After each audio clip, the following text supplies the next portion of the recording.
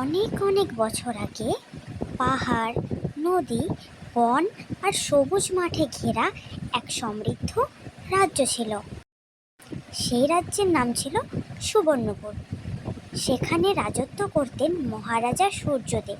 তিনি ছিলেন খুব দয়ালু এবং প্রজাদের খুব ভালোবাসতেন।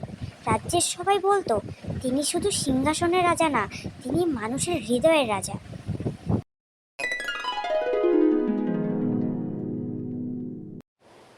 কিন্তু মহারাজের মনে একটি দুঃখ ছিল। তার রানী বহু বছর আগে মারা গিয়েছিল। তাই তিনি তার দুই মেয়ে, রাজকুমারী চন্দ্রিকা ও রাজকুমারী পদ্মাকে নিজের জীবন দিয়ে মানুষ করেছিলেন। দুই বোন দেখতে যেমন সুন্দর ছিল, তাদের স্বভাবও ছিল ভিন্ন। চন্দ্রিকা ছিল বড় মেয়ে আর পদ্মা ছিল ছোট মেয়ে।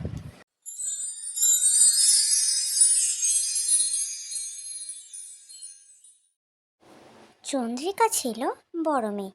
সে নিজের সৌন্দর্য আর রাজকীয় পরিচয় নিয়ে খুব গর্ব করত। দাসদাসীরা সামান্য ভুল করলেও তাদের উপর ভীষণ রেগে যেত।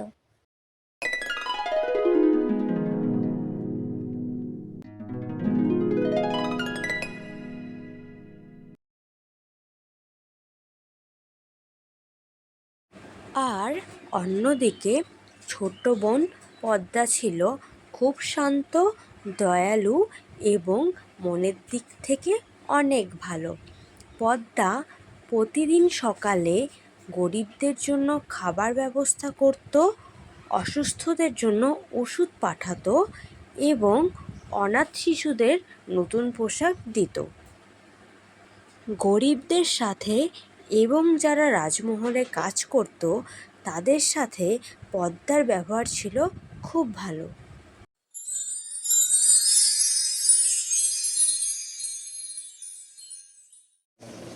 একদিন সকালে রাজপ্রাসাদের দরজায় এক বৃদ্ধ আসলেন। অনেক দিন হয়ে গেল, ঠিক মতো কটা খেতে পাই না। আজ রাজপ্রাসাদের সামনে এসেছি। ওই তো ওই তো বাগানের দিকে কাউকে দেখা যাচ্ছে। যাই, তার কাছে গিয়ে খাবার চাই। রাজপ্রাসাদের কন্যা বলে কথা, আমাকে মানা করবে না। বৃদ্ধ রাজকুমারী চন্দ্রিকার সামনে আসলেন। মা,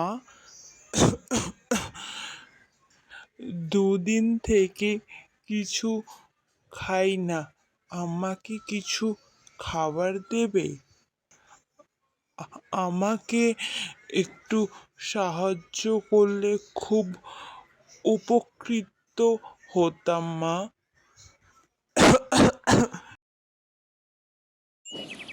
এই মুহূর্তে এখান থেকে চলে যাও তুমি। রাজপ্রাসাদের সামনে দাঁড়িয়ে রাজপরিবারকে অসম্মান করছো তুমি। তোমার এত বড় সাহস হয় কি করে? তুমি রানী চন্দ্রিকার সামনে এসে দাঁড়াও। এই ভুলের জন্য তোমাকে দণ্ড দিতে পারি আমি। কোনো সাহায্য পাবে না তুমি। চলে যাও এখান থেকে, বলছি চলে যাও।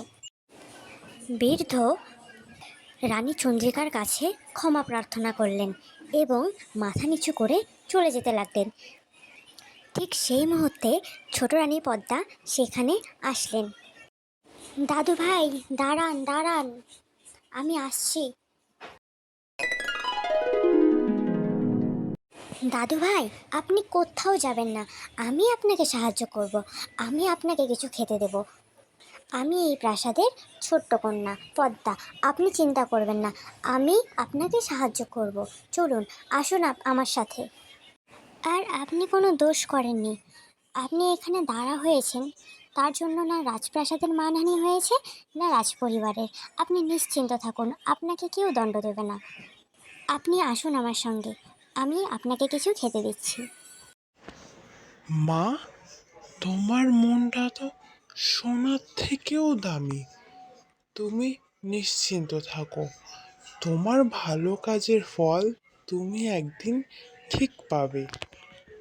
তুমি আজ আমার মতো গরিব দুঃখীকে সাহায্য করলে। এই কাজের ফল তুমি ঠিক একদিন ফিরে পাবে মা, আশীর্বাদ করি।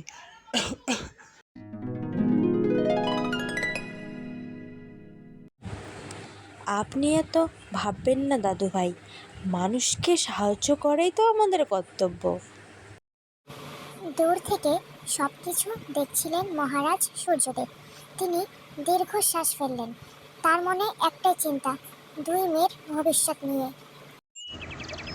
আমার দুটি মেয়ে, একজনের হৃদয় ফুলের মতো কোমল, আরেকজনের হৃদয়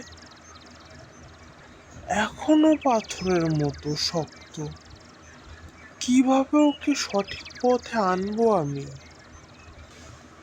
না, আমাকে কিছু করতেই হবে চন্দ্রিকাকে সঠিক পথে আনার জন্য।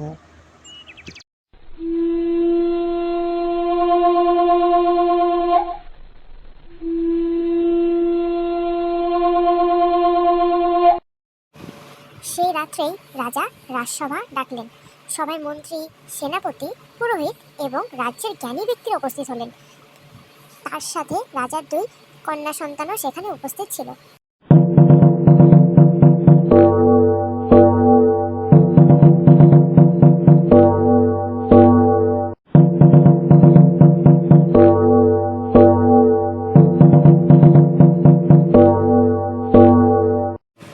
সবাই এসে রাজসভায় উপস্থিত হলো। রাজাকে বেশ চিন্তিত দেখাচ্ছিল। সবাই রাজা মহাশয়কে জিজ্ঞাসা করলেন, আপনার কি কিছু হয়েছে রাজা মশাই? আপনি এত চিন্তিত কেন? আমি বৃদ্ধ হচ্ছি, ভবিষ্যতে এই রাজ্যের দায়িত্ব এমন একজনের হাতে দিতে চাই যে মানুষের ভালোবাসা অর্জন করতে পারবে। শুধু রাজকীয় রক্ত থাকলেই একজন ভালো রাজা বা শাসক হওয়া যায় না। যে শুধু এই রাজ্যকে না, এই রাজ্যের প্রতিটি মানুষকে, গরিব দুঃখী সবাইকে আপন করে নিয়ে চলতে পারবে, সেই হবে এই রাজ্যের উত্তম শাসক। আমি চাই আমার পরিবর্তে আমার দুই কন্যার মধ্যে একজন এই শাসক ভার নিক। রাজা সূর্যদেব তার সেনাপতিকে ডেকে আদেশ দিলেন দুই কন্যার মধ্যে পরীক্ষা ব্যবস্থা করার। তিনি সেনাপতিকে বললেন, যে এই পরীক্ষায় উত্তীর্ণ হবে তাকেই এই রাজ্যের শাসক হিসাবে ঘোষিত করব আমি। কিন্তু তার আগে দুই কন্যার মধ্যে কিছু পরীক্ষা হবে, সেটা তাদের অজান্তেই হবে।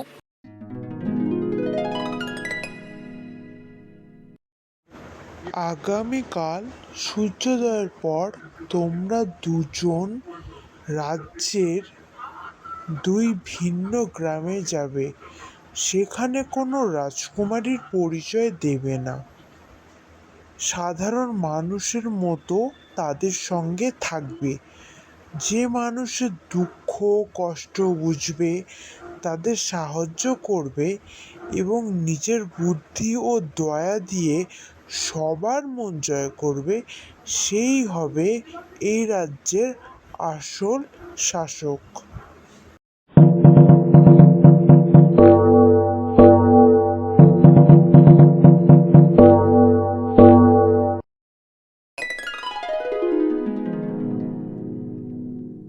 পরের দিন সকালে দুই রাজকুমারী দুটি আলাদা পথে রওনা দিল।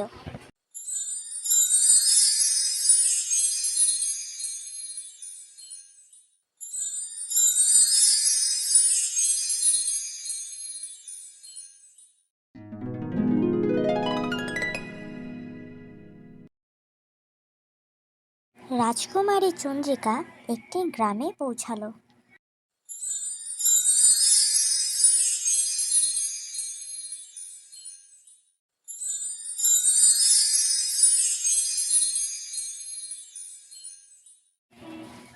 চন্দ্রিকা গ্রামে গিয়ে শুধু নিজের বিশ্রাম আর ভালো খাবারের ব্যবস্থা করতে ব্যস্ত হয়ে পড়ল। গ্রামের মানুষ সাহায্য চাইলে সে কাউকে গুরুত্ব দিত না, উল্টো বলতো আমি কারো সমস্যা শুনতে আসিনি।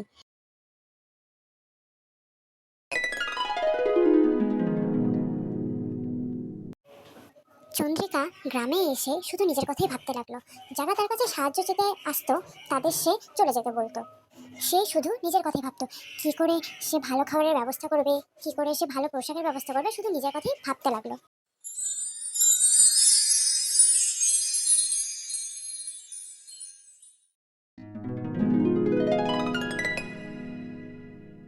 অন্যদিকে পদ্মা আরেকটি অন্য গ্রামে গিয়ে পৌঁছলো।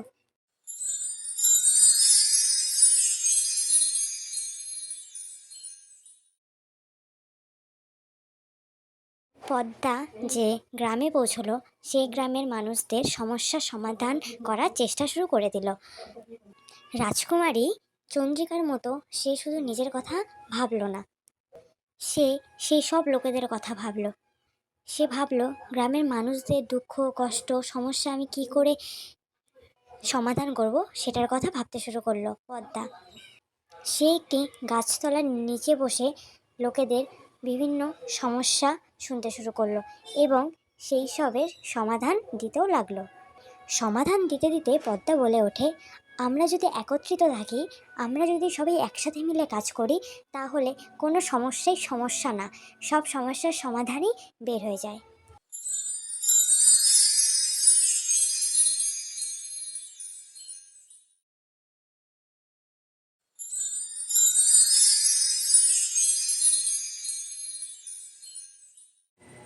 দুই দিন পর দুই রাজকুমারী রাজপ্রাসাদে ফিরে এলো।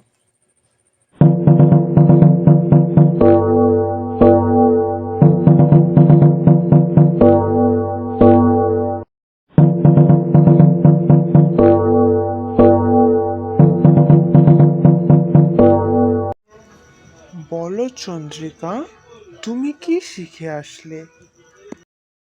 বাবা, ওরা খুব সাধারণ মানুষ, তাদের নিয়ে ভাবার মতো কিছুই নেই। আর মা পদ্মা, তুমি কি শিখে আসলে? বাবা, রাজা শুধু সিংহাসনে বসে রাজ্য চালায় না, মানুষের পাশে দাঁড়িয়ে একজন সত্যিকারের রাজা বা রানী হওয়া যায়।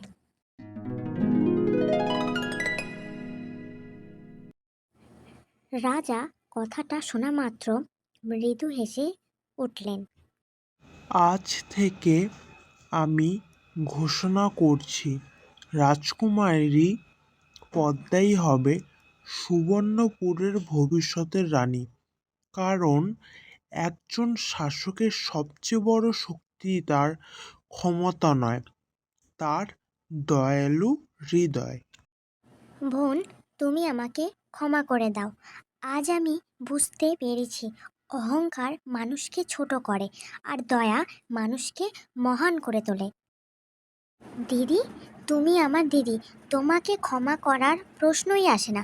আজ থেকে আমরা দুজন মিলে এই রাজ্যের মানুষের জন্য কাজ করব, তাদের সমস্যা সমাধান করার চেষ্টা করব।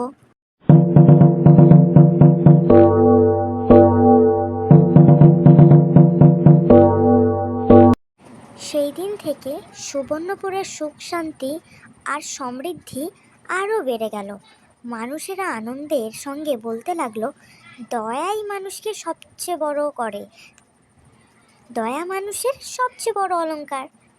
এই গল্প থেকে আমরা শিখলাম, অহংকার মানুষকে কখনো বড় করে না, কিন্তু দয়া, ভালোবাসা আর বিনয় মানুষকে সবার হৃদয়ে জায়গা করে দেয়। গল্পটি যদি আপনাদের ভালো লেগে থাকে, তাহলে ভিডিওটিতে একটি লাইক করুন, চ্যানেলটি সাবস্ক্রাইব করুন, আর বেল আইকনটি অন করে রাখুন। আপনার একটি লাইক ও সাবস্ক্রাইব আমাদের নতুন নতুন সুন্দর গল্প নিয়ে আসার অনুপ্রেরণা দেয়। আবার দেখা হবে নতুন একটি সুন্দর গল্পে। সবাই ভালো থাকবেন।